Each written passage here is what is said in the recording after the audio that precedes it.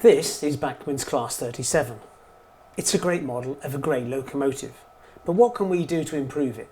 What can we do to make it our own?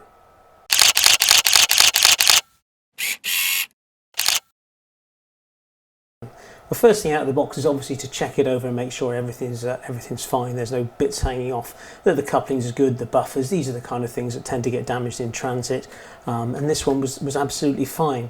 Running through the loco, underneath you'll find two switches for working on DCC that you can turn the tail and the cab lights on and off, whereas on DCC obviously you can work that through the chip, through your controller. So running the back to front then, yeah, the buffers are all good. The head codes and the tail lights light up in both directions when switched. There is a driver in one end. Sadly, there isn't a driver's mate, which I will install, because as I remember, there always used to be two guys in these, and the grills are all good to go.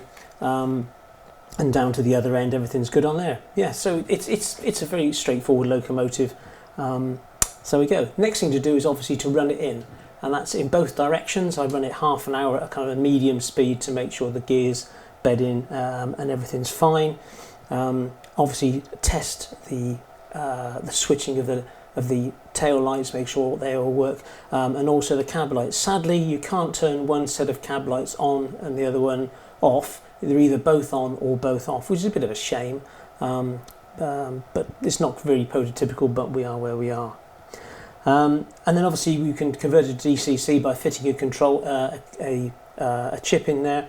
You can go a stage further and convert it to a sound loco, and there is a recess for the speaker inside. What do? Well, I will replace the couplings. I usually, on my freight locos, I definitely put KDs, and then what I want to do is convert the nose ends to 4 yellow ends, and then renumber the loco itself, weather it up and seal it. Oh, and change the head codes to ones that are more fitting with the western region where I grew up. So that's the kind of breadth of what I want to get on with. So you know, it's not quite a straightforward operation, if you like. So what I'm going to do now in this video is whip the cover off it, take off the two end caps, which apparently are just glued on, and they will pull off.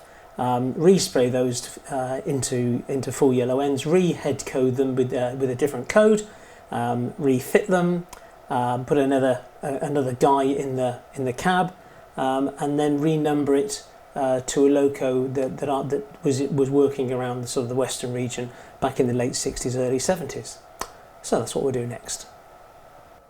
So the first thing is obviously to take the body shell off, and how do we do that? Well, I tend to use one of these foam cradles. It's not so bad on this one because it doesn't have horns in the roof, but my Hymex I managed to break off the horns quite easily. Okay, let's start by whipping the body shell off, and I think it's held on by 6 screws. There's 1, 2, 3, 4, one in each corner, and one diagonally opposed just by the tanks. I put a small blanket on this table because it makes things easier when you don't quite lose screws as easily as you can do some other times, because they've got nowhere to bounce to. I think we've all lost these screws before and spent the rest of the day on our hands and knees groping around looking for them. So I shall quickly remove these.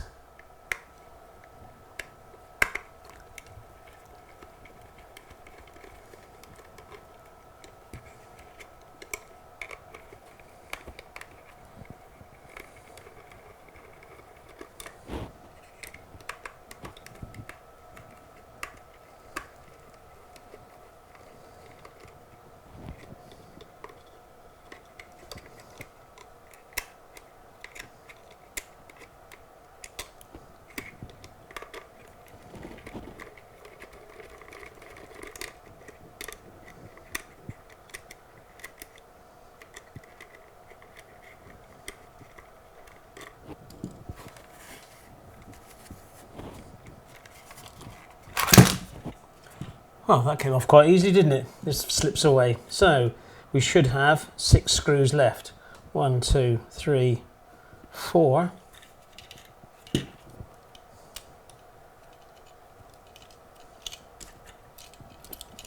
5,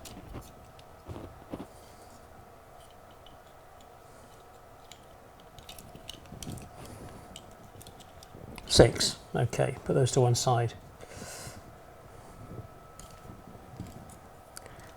Right, so there's the loco. If I can zoom in a little bit here, and hopefully that will stay in focus.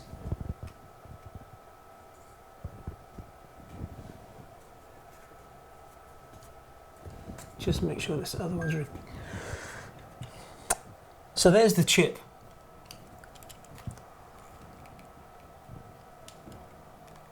There's the chip fitted. It is possible to put these things on wrong. You can try to invert it and try to put it on the wrong way around, but the thing is to note is that there is the blank pin there. It's a 21 pin chip, and it goes on quite simply like that. As I mentioned, there's only one driver, sadly, so we'll put a buddy next to him, and everything else is quite straightforward really with this. Yeah, so we'll put that to one side, and on the hopefully you can see this. Now on these the nose ends, there is the circuit board. Get this right. See if I can do it that way.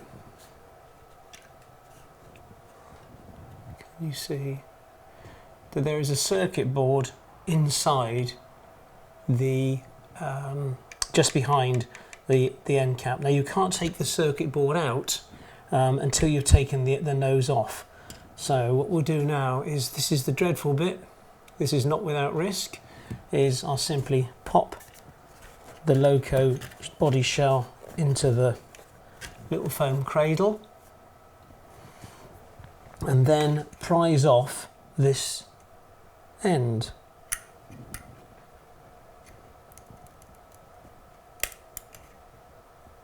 It is simply glued in.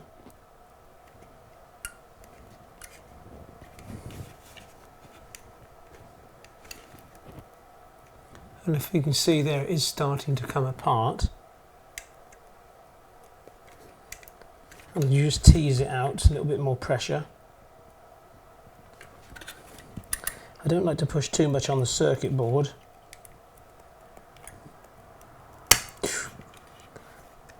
And there it comes. It comes off quite simply. And there you can see there's a circuit board, and the circuit board is held onto the nose by a very, very tiny screw in there, and then we'll remove that in a second once I've done the other end. So I'll just do this one, and hopefully you can see perhaps a little better. Let's take that over there.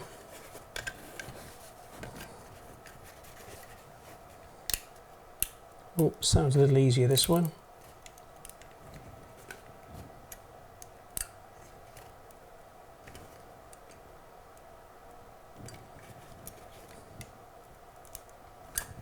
It's not the sort of thing you want to yank at, but you can see where she's starting to come apart.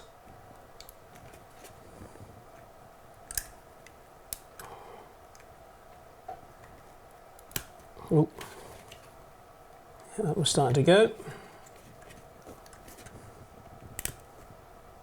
And so is this one. And there we go, as easy as that. Now I'll try and zoom in a bit closer. And hopefully that's in focus. There are 4 studs. This one here is broken off. And those 4 studs, they locate into the end panel here. 1, 2, 3, 4. So it's as simple as that. You can see the glue marks on the edges down here. Whoops, sorry. You see the glue marks down here, and they just simply prise off. And the purpose of prising them off is, of course, so I can just blow a coat of paint straight over these, and so there's no masking to be done on the body shell whatsoever. So it'll just make the whole task so much simpler. Yeah, so we'll just repaint these, blow a coat of yellow over both. Well, I'm going to prime it with a white primer, then blow a coat of yellow over it, or sorry, a good few coats of yellow, and then refit them. Now, before I can do that, the next thing we need to do really is obviously remove these buffers. and you'll be amazed to know that all you do is simply give them a little tug and they will just twist out like that.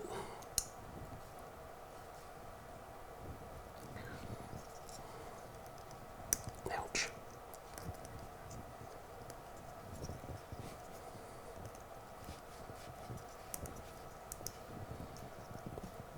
And obviously do the same to the other one.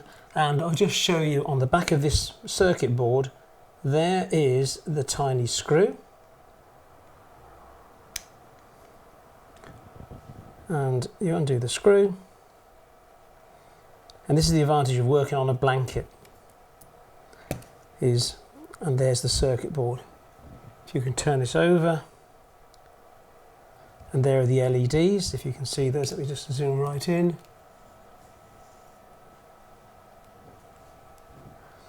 And the LEDs are 1, 2, 3 and 4, and obviously the bottom two go through a red filter for the backlights, the tail lights, and the top two are for the head codes. And as you can see, the head codes are here, and to pop those out, all I do is just give them a tap.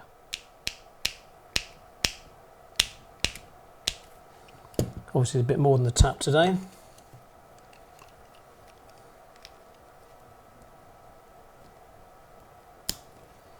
And they'll pop out, and the next one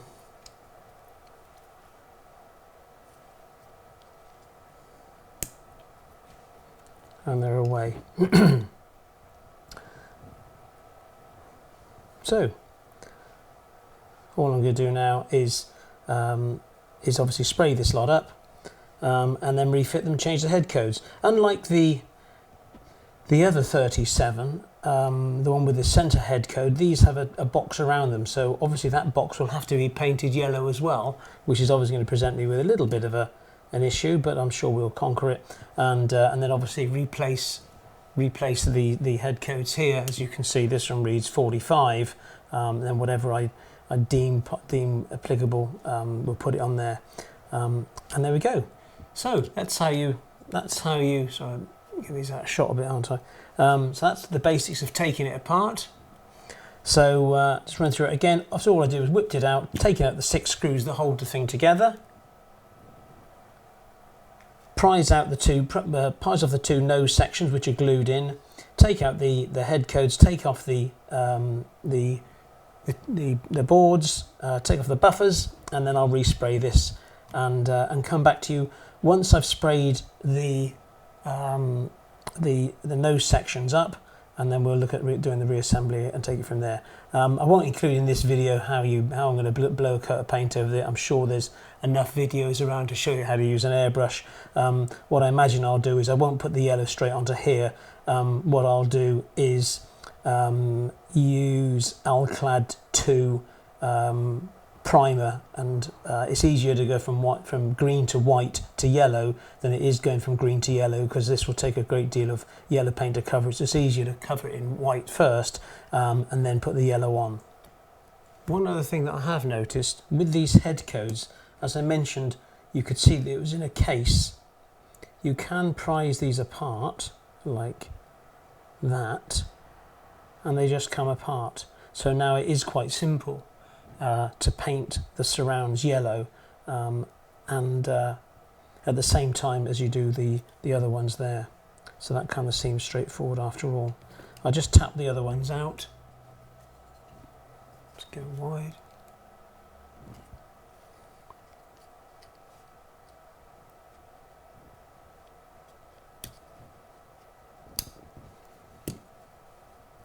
And then if you can see, you can just prise that away.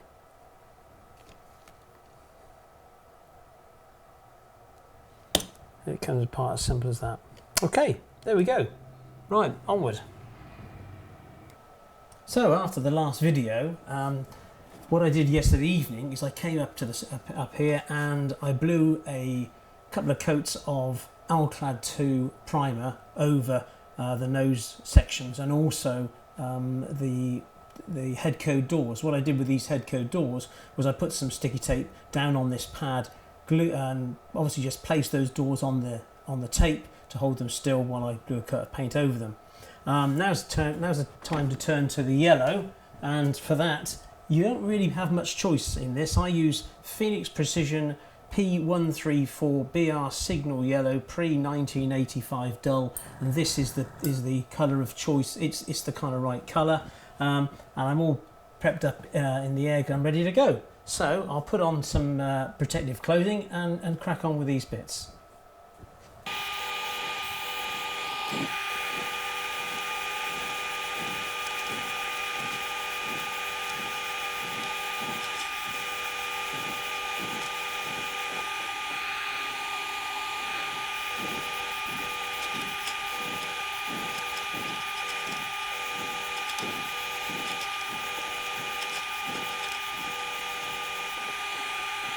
Yep, those are looking pretty good for their first coat. We'll leave that to dry for a couple of hours and then give them another coat. So it's now a couple of days later, and as you read from the notes, not to use the Alclad 2 primer as I did. What it did, the primer was fine, but when I put the yellow, blew the couple of coats of yellow paint over, they started to react with the Alclad 2 because I hadn't really left enough time, and it's a cellulose kind of enamel paint kind of chemical reaction, which if you want to do them straight after the other, you should avoid it. Just use an ordinary sort of a white enamel undercoat. So the other thing I forgot to mention was I use Humbrol's Mascol to cover up the tail running lights, and all I do is put a dab on the running lights with a cocktail stick to protect those areas. It's easy to pick off when you finish painting. And also, if I need to rub it down between coats, I use a steel wool grade 0000 just to give it a rub down before the next coat, if I want it very, very smooth. But between those coats, I'll then wash it off to make sure I've got no steel wool left on there. So there we go. The next thing is do a trial fit to put the nose sections back onto the locomotive. So now you need to just do a trial fit to make sure the nose sections fit back onto the loco. They can be a bit snug. So what I used was a 2mm drill just to remount the two top holes. And for the studs that didn't shear, it's a 1.3mm drill in the lower holes. And then the nose section should fit quite snugly. When it comes to gluing it back on, what I'll do is I'll use one of these big post office type elastic bands that comes from the postman, and glue it on back like that, and that should hold it steady whilst the glue sets.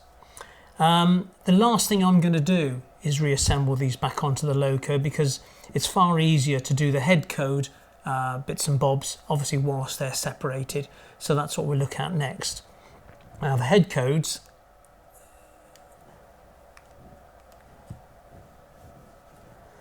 as you recall, there's the small door that fits over the opening, but the door is actually held by the head code detail. So you fit one to the other, so that's that snugly onto there, and then that will kind of push fit into there. The only problem being, of course, is that this area here now is obviously all full of paint. So what I'm going to do next is clean out the inside area to make sure these fit, and then I'm going to remove from the back of the head code this white area. So I'm going to use a cutting fluid to cut that off, and I shall either use T-cut or a less aggressive silver polish to remove that, because what we don't want to do is to scratch the underside of the perspex. I have tried on a previous locomotive to use a scalpel blade. Not such a good idea, because once you scratch it, it's very hard to buff that out. So what I'll do now, like I say, is to remove that, remove the paint areas from both the ends, and then remove all the existing head code details.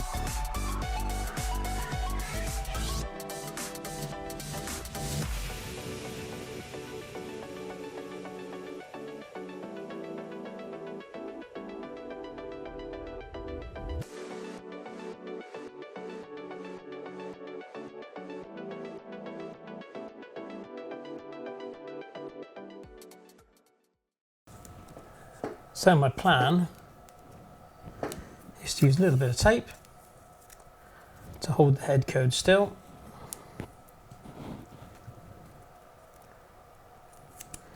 And then initially using T-cut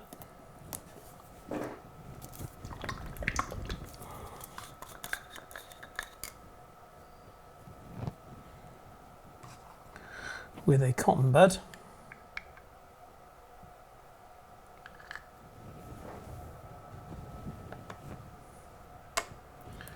Pop the head code in place, pick up some T-cut, and then using kind of circular motions and a bit of pressure,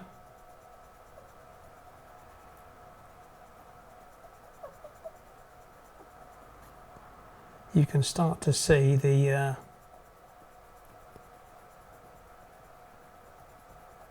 head code coming through.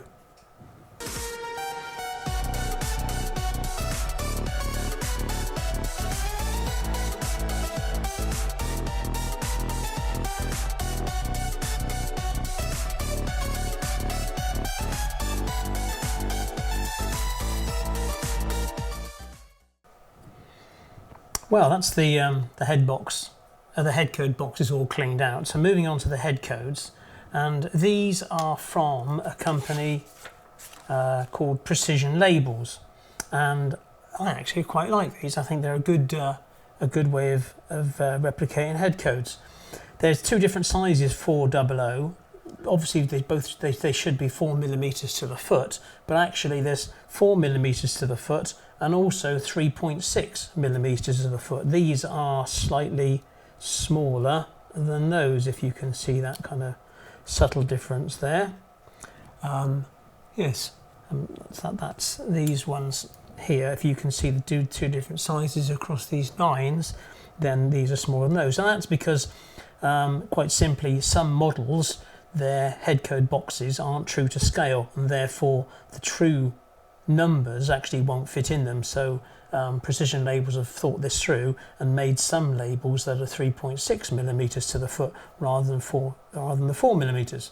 So what do we want to use? Oh, and the other thing is they provide these frame type affairs, so that you then cut out this frame, you install that in your head code box, and then with the numbers go on top of that, and it's all light proof, so you have the general idea. So if I position this one here over this head code frame like that, a little bit fiddly. Hopefully you can see, if I zoom this in a little bit,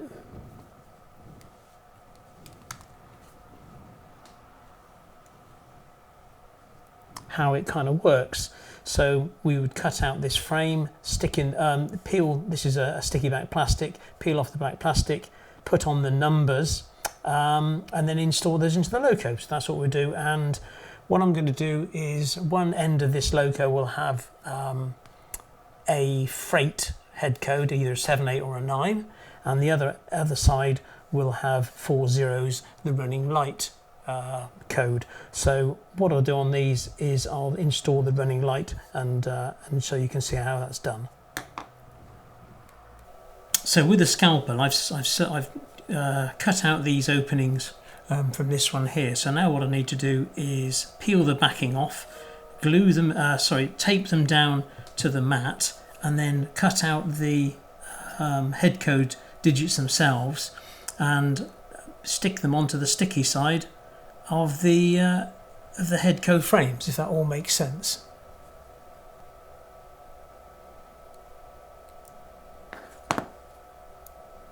So there's the backing coming away,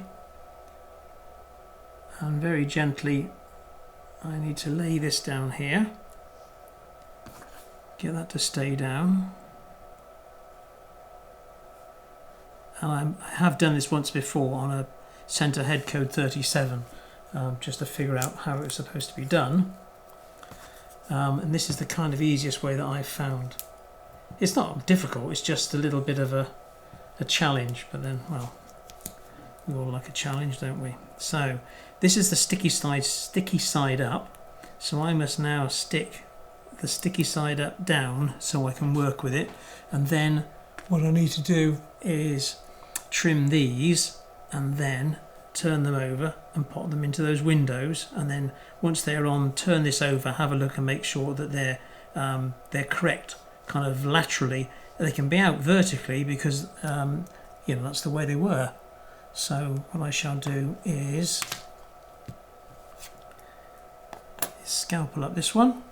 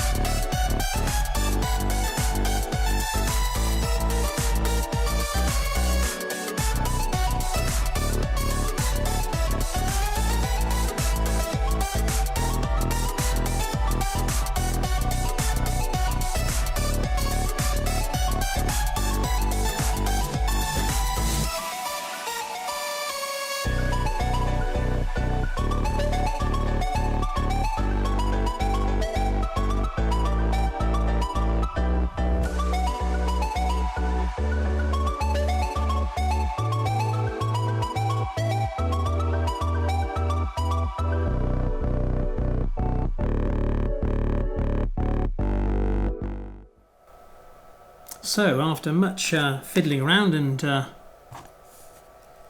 trimming, I ended up with this set of double zeros, and with luck I can drop it into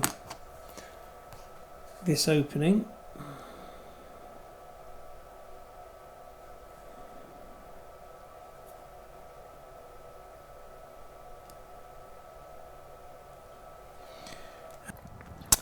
So last but not by no means least, all we need to do is pop the housing onto the perspex, and then pop the perspex and the housing onto the nose assembly. And there we have it. There is a small line around the outside which at a later point I may need to touch up once we decide to glue it in. But there we go. So all I need to do now is do the other three head codes. Now before I start sticking it all back together again, I think it's just worth testing out the circuit boards that came from within the nose sections where the LEDs sit. So if I drop, there's the loco back on the loco chassis back on the layout, and if I just pop that in place, there's the two reds, and if I change direction, there's the two head code lights. As you can see, the head code lights are yellow on this one rather than white. I imagine this is to replicate the kind of tungsten lights from the early 60s, but it will look a bit strange compared to the other locos, which kind of have most of the other Bachmanns have a bright white light. But anyway, we'll see what that looks like. As this little task comes to an end, it's worth focusing on this figure that's in this cab. If you can see the Bachmann driver, but if the camera will actually focus on the front of this, and you can notice there that the poor driver, because he's so under scale, can't actually see over the bonnet of the Class 37. If I whip off the cover, and here's a driver of part of Bachmann's steam set, and if I put him alongside, clearly you can see that the Bachmann chap is vastly under scale. This isn't really his big brother, it's just a poor show. Anyway, I'll replace their driver with this chap who's much more to scale, and also get a mate to join him. Well, that pretty well wraps up this evolution. All I've got left to do now is to refit the buffers and paint the buffer housings red, and done and dusted really. What I have enjoyed is researching the head codes. Obviously on this one I've got 8V77, and I tracked it down as a loco. I think it was going from Totton down to Severn Valley, and she was there in the late 60s, early 70s in that kind of area, working that traffic as a freight loco. But it was actually getting all books out and going through various images and doing the research that I found it kind of very rewarding, really. I've used various books of reference. Modern Diesels in Focus was the one where I found this particular head code. But there's lots of other reading material available. I even managed to track down a book specifically written on head codes.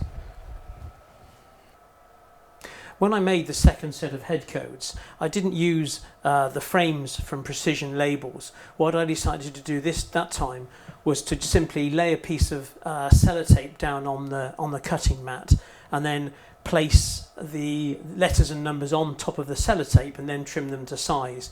It seemed a lot easier than using the frames, and I got on better with that. But again, if you want to try it yourself, then see which one suits you. I mentioned at the start of the video about making your layout your own. Only too often I've been to exhibitions and you go along and see a great layout, and then you realise that, oh, that's the Nightwing signal gantry, or that's the Bachmann loco shed. And it's very easy to kind of replicate other people's layouts, which is why I thought this time, especially with locos, because they're more difficult, it's easier to sort of kit bash a building and change the colour or do a bit of weathering, but actually change the fundamentals of a loco, like take the nose off, repaint it, change the head codes, put an extra driver in, renumber it, and that kind of thing. It really leads you sort of down an avenue of making your own items very unique. What I thought I'd do for the next video is, if I get a good response from this one, then again I use these Precision Labels and re-head code my Helgian fleet, because I've got a couple of Hymex and Falcon as well, and those head codes are pretty awful. So I thought I'd have a go at those, and I'll take you through those one at a time. So that kind of wraps it up. If you've enjoyed the video, please don't hesitate to like and subscribe, and perhaps leave a comment, and I'll see you at the next video. Thank you very much.